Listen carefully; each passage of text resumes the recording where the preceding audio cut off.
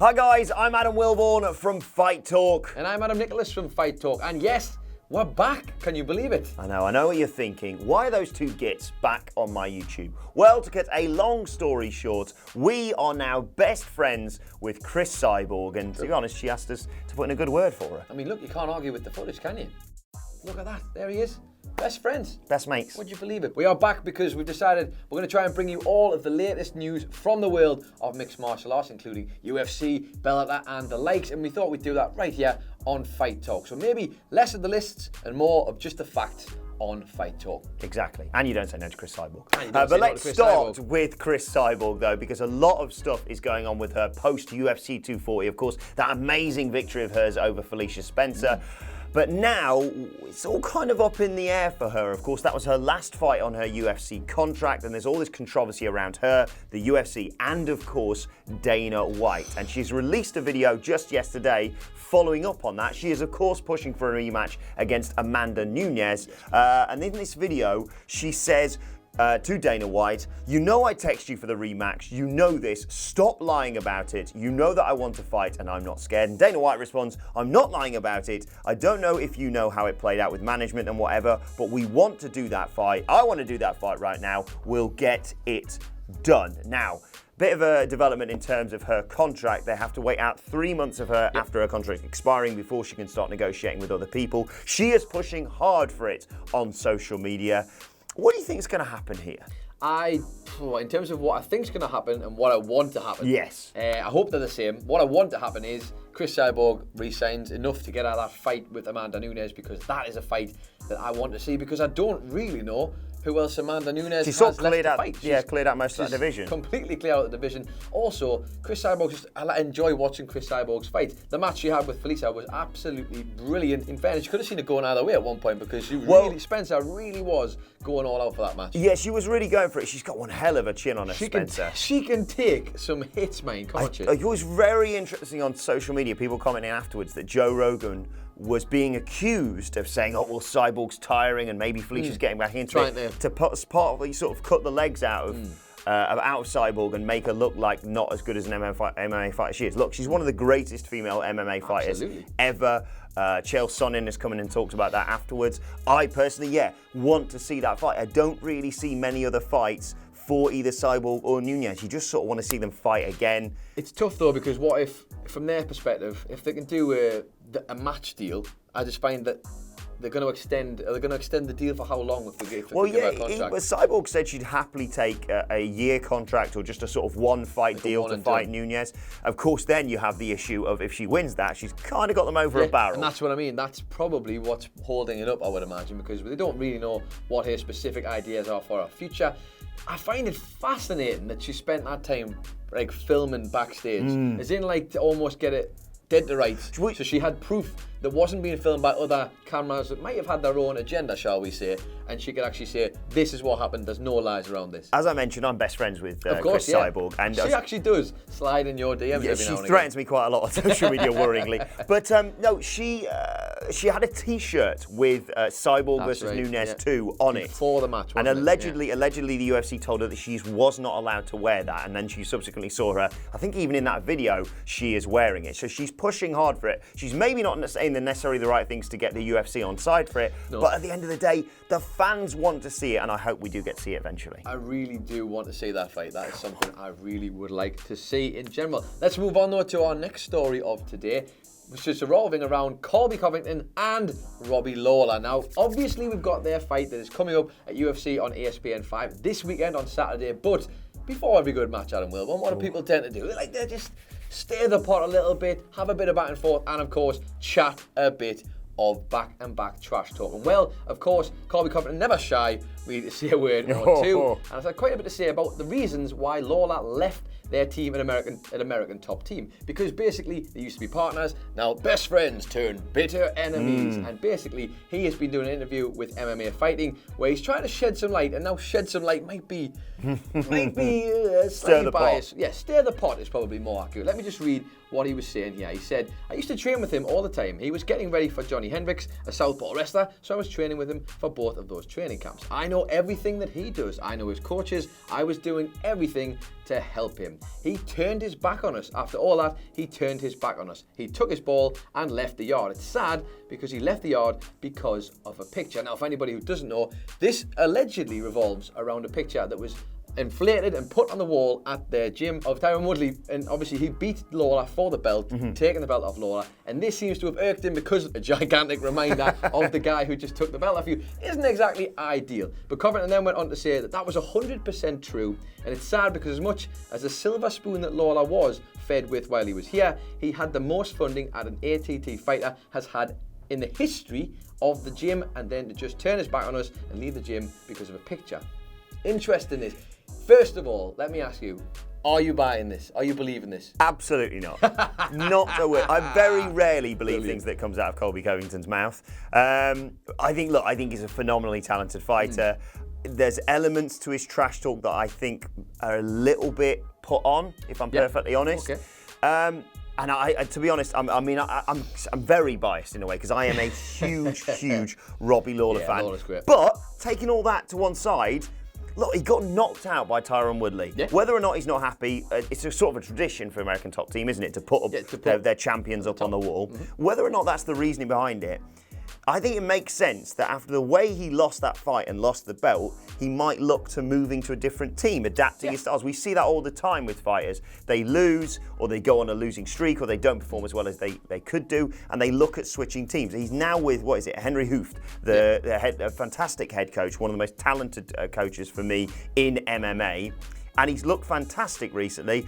I'm sure there is some internal reasoning and internal politics between the two of them with the history together, but I don't believe that's reason. Regardless, I'm just really excited for this fight this weekend. My money's on Lawler. I think Lawler. Still think Lawler's going to get it in the end? I think as much as Covington has shot up through that division and he's interim champion, of course, for a while. I mean, it's a hell of a time to be a fan of welterweight division. You look at all the murderers that you've got there. The names that are in there at the moment, especially up towards the top, the guys who are really starting to claim. Jorge Masvidal.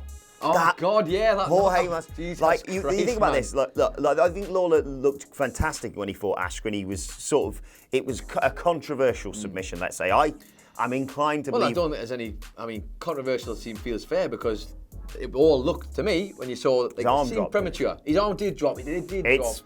We could argue about that for days. We could. But Jorge Masvidal's knockout of Ben Askren was not arguable. This is what I'm immediately thinking of, right? Masvidal clearly won that fight. I think no controversy there. Lawler obviously lost the fight with Askren through a bit of controversy. Could we see perhaps, if we're looking for guys to vie, if he should get the win over Covington this weekend, could you possibly put those two together to be saying, look, the next guy who wins that, then you get your shot. It's tough, isn't it? You've got Tyron Woodley lost the belt to Usman. You've got Covington. You've got Wonder Boy still knocking around in there.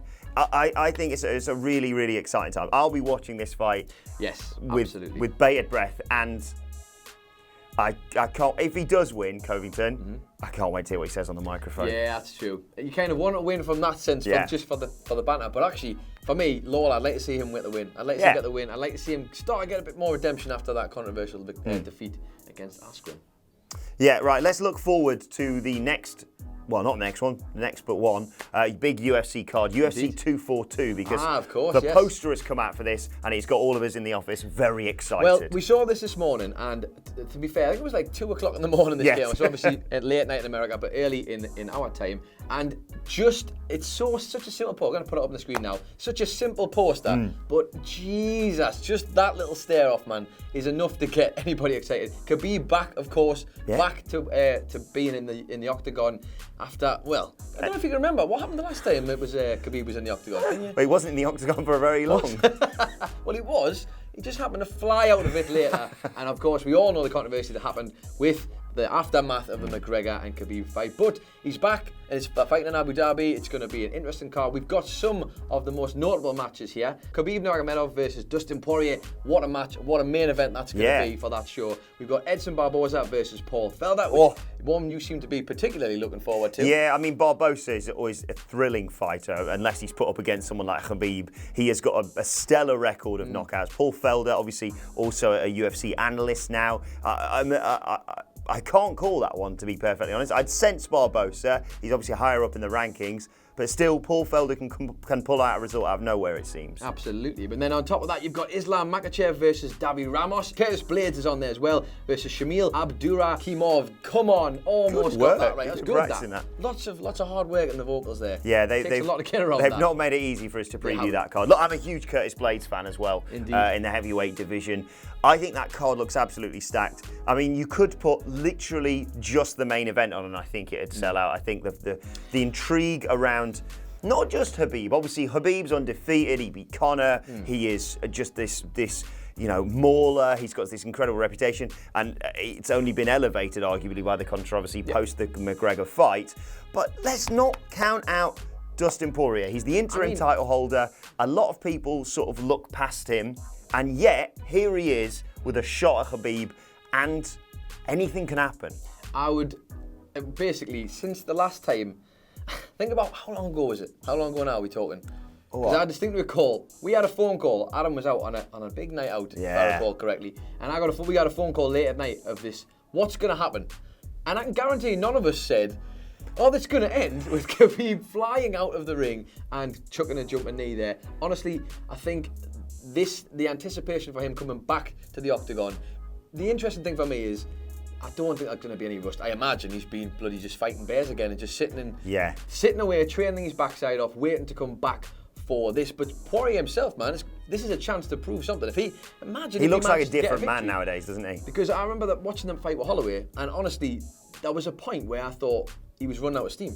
I thought he was running out of steam, and I think he would probably have admitted himself that as it was getting later, if there'd been a couple more rounds, Holloway, he just kept coming. He just kept coming. I mean, look at him against Edgar this weekend. Yeah, fantastic stuff. But those are the kind of fractions that were in there. If Poirier pulls off this result for me this weekend, I can't see past Khabib, to be honest. But if Poirier wins this one, I mean, what does that say for Khabib? It turns, and then you could have a Poirier. Could you have a Poirier McGregor rematch? I don't know. They've got a history. I think he called him a pea-head at one point. Well, Conor's obviously also been letting his mouth go prior to this. Just a couple of days ago, he was sort of reigniting the sort of Khabib stuff. I don't know if you saw any of this on Instagram, where basically bringing Herb Dean into it as well, kind of dragging, just basically, you know what Conor does, likes to talk a good talk. So he's not daft. He knows this match is coming up, and he wants to be at least in the picture somewhere on the line. Just over a month away till UFC 242, and we look further forward now with our final news story to UFC 244, because MMA Fighting have confirmed with multiple sources they are looking to book a heavyweight bout between arguably one of the most popular heavyweight fighters ever in Derrick Lewis and Blagoy Ivanov. It's of course going to be in Madison Square Garden in the beginning of November. Now, of course, Derrick Lewis, a bit of a losing streak actually. He lost obviously to Daniel Cormier, he just lost to Junior Dos Santos. He had 9 wins in 10 fights before that. Ivanov, of course, who's a former World Series of Fighting heavyweight champion, also lost to Dos Santos, but he's since beat up Tai Tuivasa, who looks fantastic, Ben Rothwell as well. This fight is great. I just love hearing Derrick Lewis say things in the octagon. I just love Derrick Lewis. I don't even need to hear him say. Obviously, he's just such a great character for the sport in terms of he brings something. He just doesn't care. He does care, but he doesn't care so much in what he says. He's certainly not PC. But that's great. That's what you want. You want a guy out there who is going to make you want to go and watch a match. Why did you take your shorts off, pal? My balls was hot. We've all been there. We can all relate to that. And Derrick Lewis is the guy who just goes, yeah, I'm doing it. I don't care. We would be a bit more reserved, I would imagine. Well, some of us might be. But he just doesn't care, and I love that about him. I love that attitude. But he's a great character, and you want to see him back, and you want to see him getting back on a winning streak as well. And him versus Ivanov is going to be a great fight. The Black Beast could be heading back to the Big Apple at UFC 244. Let us know your thoughts on that and all of today's news stories in the comment section below. And don't forget to like, share, and subscribe. And you can follow us on Twitter. You can follow Adam Nicholas at It's Adam Nicholas, and you can follow him at Adam Wilborn. Right, we are back. Let us know your thoughts on the forthcoming events for the UFC and all MMA fights that you want us to cover as well. My thanks, Adam Nicholas. Thank you for watching, and we will see you soon.